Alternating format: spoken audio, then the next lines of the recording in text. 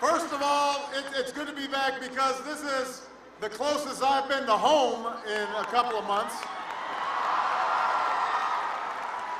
I was thinking about hopping on the freeway and just driving on down. Hour and a half, maybe a little shorter with the motorcade, you know. I am also glad to be in Milwaukee because before I came out here, I was able to have an outstanding sampling of bratwurst from Milwaukee.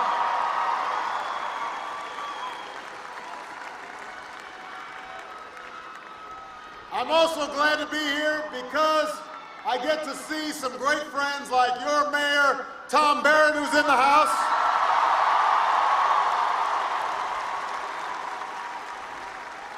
Your outstanding Senator, Herb Kohl. And your next United States Senator, Tammy Baldwin.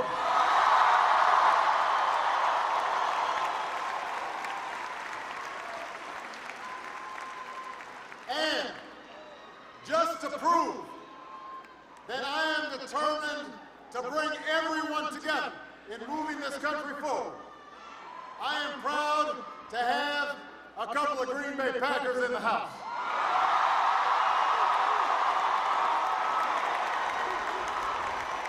We've got Jermichael Finley. We've got Desmond Bishop.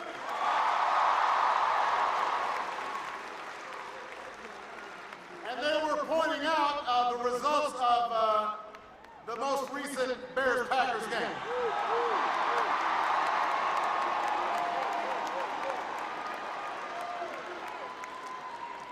All I could say to them is it's a long season. We're going to play a couple more times. But we're so glad that they are here, and it just goes to show you we are not as divided as some people think. We are not Bears fans first or Packers fans first. We are Americans first.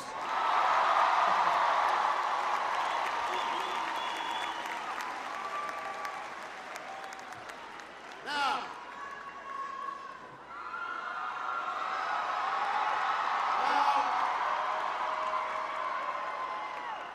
unless you've been hiding under a rock or your television is busted, you probably know that we've got an election going on. I was telling folks about a story recently I heard. My campaign manager was talking to this couple. They had this 4-year-old with them, and they saw a picture of me, and the parents said, "Who's that, Sammy?" And the little boy says, "That's Barack Obama." And then they asked, what does Barack Obama do? And he thinks for a second, he says, "He approves that message."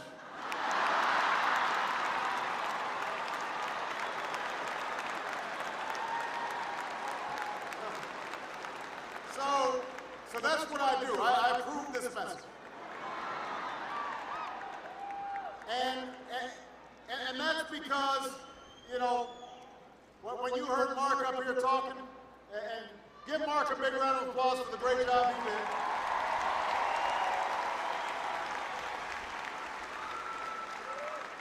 What you heard from Mark is that we've got a very big choice to make in this election. And it's not just between two candidates or two parties. It's a choice between two different paths for America, two different visions for our future. Now, my opponent, he believes in top-down economics.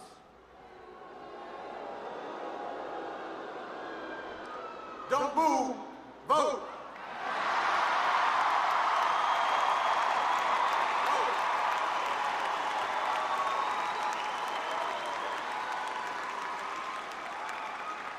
But he thinks that if we just spend another $5 trillion on tax cuts for the wealthiest Americans, all our problems are going to go away. Jobs and prosperity will rain down on everybody. Deficits will magically disappear. It'll all end happily ever after. But there's a problem with that. We tried what they're selling. We tried it for a decade. It didn't work then, and it won't work now. You know, this country does not succeed when only a very few do well. America succeeds when working families do well, when middle class folks do well, when folks working hard to get into the middle class do well, when everybody's got a chance to get ahead. That's when we do well.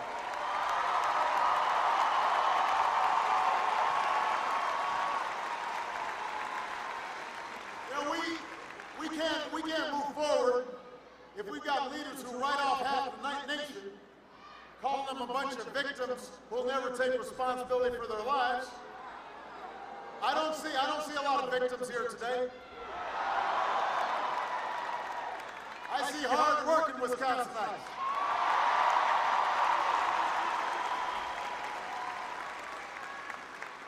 I see students trying to work their way through college. I see single moms putting in overtime to make sure their kids have a shot. I see senior citizens who've been saving their entire lives for their retirement. I see veterans who have served our country bravely. I see soldiers who defend our freedom today.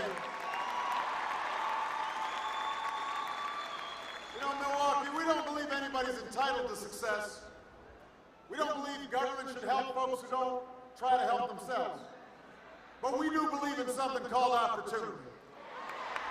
We believe that in this country, hard work should pay off.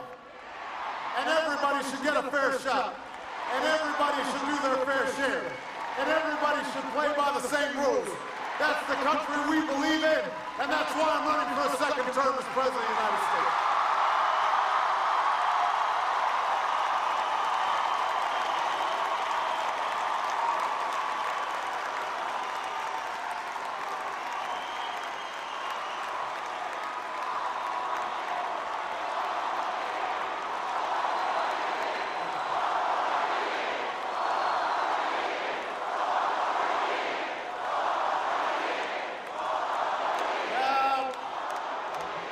Wisconsin, the truth is, the path I'm offering is not going to be quick.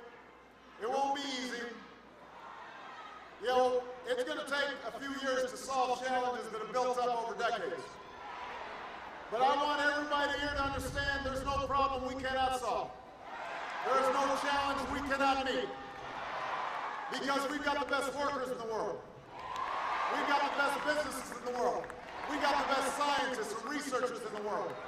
We've got the best colleges and universities in the world.